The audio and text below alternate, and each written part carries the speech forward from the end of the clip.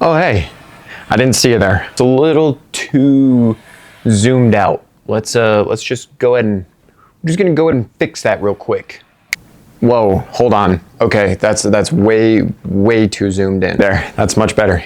Today, I'm gonna be hurting some more feelings. So let's jump right into the video. You know, today I didn't actually curate any notes, so this is just going straight off the dome. Now, this is another topic that I wanted to talk about from a previous video that I dropped a couple months ago, and this one is the epidemic of car photographers and videographers. Yeah, this is going to be kind of a controversial one. Well, first off, can you notice something? We've got, look at the setup. Peep the setup. We've got a new setup here. We got a little bit of an L desk, and so like when I'm over here, I can game and do my stuff here while I'm doing my stuff over here. You might be wondering, hey, Nick, what's the subject of today's video? Well, let me tell you, there is an epidemic in the car photography community, and you might be a part of it. Car photography it specifically has this major problem, and it's not a problem that directly affects like people who do this full time, but it kind of does. So we're gonna jump into that, and without further ado, I'm gonna say what needs to be said. And me and a few of my close friends have actually talked about this subject before, pretty in depth. And somebody, Logan Homison over at Speedstars Media, he actually came out with a video kind of on a similar subject. And so now I'm just gonna be kind of reiterating what he says, perhaps in a more harsh manner. The overabundance of people who call themselves photographers in the kind of photography space as a whole, but specifically the car photography space. And I'm going to touch on that in a second. Clout chasing, yet again, just as similar to the car spotter video, there's a clout chasing epidemic, internet fame, multiple different things that are going on. And this directly affects good creators who do this for a living or have just a genuine passion and drive to do it. And that's another thing. So to kind of kick it off, we're going to touch on the subject of the lack of passion. Like, this is a passion-driven space, and it's a passion-driven community. And there's people who they don't have that passion. And this is all kind of centered around the fact that car photography became a trend. It's no longer like a niche thing. Everybody wants to do it, and everybody does it in some way, shape, or form. There's car spotters who call themselves videographers, car spotters who call themselves photographers, and all of the list goes on. Like, no, sorry, not everybody is a photographer. And that's okay, unless you have just insane connections and are so unbelievably dedicated, and mostly connections, extremely talented, super dedicated, extremely passionate, and you have the time and the money to spare. Absolutely, there's money to be made within the automotive media space, but it's very far and few between. And I'm talking commercial, like, that's where the money is made if you go commercial. Just like PH Pics Photography on Instagram. I've chatted with him before. A phenomenal photographer, absolutely just incredible. And he does a lot of commercial work. So I'll throw an example up on the screen of some of his work here.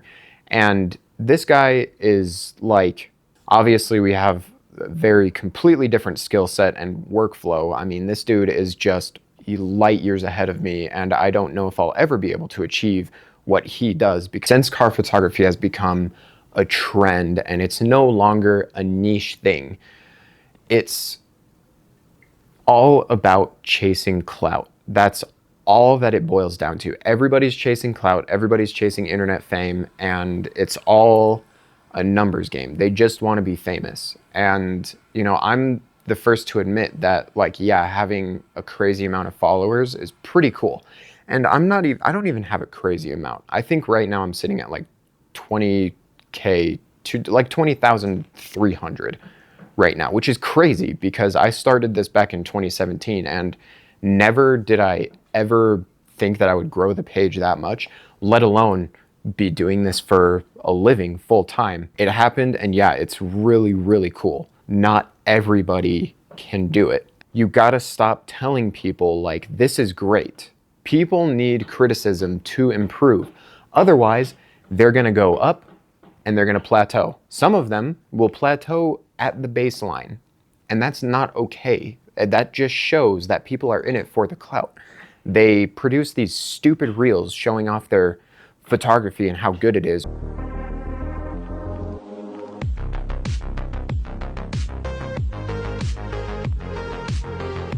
And yeah, there's a lot of satire centered around that kind of like reel or that short form content, but a lot of times it's not satirical. And these people are being genuinely serious, and they retouched the photo to where it looks like an enhanced RAW. Put the saturation up like 0.2%. But with that being said, everybody's chasing this clout, and everybody is doing it. I could probably find no, like absolute bare minimum, I could probably find 100 accounts on Instagram in Colorado alone that are car photography centered. And that in and of itself brings problems. That's market oversaturation. So there's no longer a niche for it. There's no need for it because everybody can do it, and everybody does do it. And those people who are down at the bottom still trying to build their way up, if that be like a legitimate way or just clout chasing, they're all at the bottom, but they think that they're up here. So they're reaching out to all of these people and offering like free shoots, $20 shoots, $50 shoots. You know, you get the idea. And so that just throws the market so out of whack that if I tried to do solely automotive media production, I would be SOL. Everybody's doing it, and everybody is so, I don't want to say supportive, but for lack of a better term at the current second, being too supportive of everybody. Like, I don't see any criticism anywhere across the scene. I don't. I genuinely don't. Unless, I mean, there's always the few, but in some cases, I've been blocked by people for offering genuine criticism. There's a couple creators out there who are based in Florida and have blocked me, and they have 1 million followers. One of them does. One of them has over 1 million followers, and they went through and blocked me because I left a criticizing comment about how terrible their work is. Like it's pretty much what I was producing when I first picked up a camera, and they have over 1 million followers. Are we seeing where the problem? Now, of course, you know, every state, every market's going to have its own problems, but I have seen just thousands and tens of thousands of posts. Car photography, this, that, this, that. Oh God, and it's just like, no, you've been shooting for 2 years and you still suck. You've shown zero improvement. Now, with that being said, like, yes, everybody needs criticism to grow, but there's those who will take the criticism and be like, you're just boosting my post. But here again, they've been shooting for 2 years, and I know somebody else, and there are some in Colorado, I will say. There are some that I've ran into. They've been shooting for 2+ years, and they've been plateaued. They went up a couple steps and just plateaued. That's another thing. Like, everybody hits this plateau where they're like, I'm good, I can charge, I'm set. And they keep it as a side or as a hobby, which is fine, which is totally fine. You know, if it's a hobby and you just genuinely enjoy it, sure, absolutely.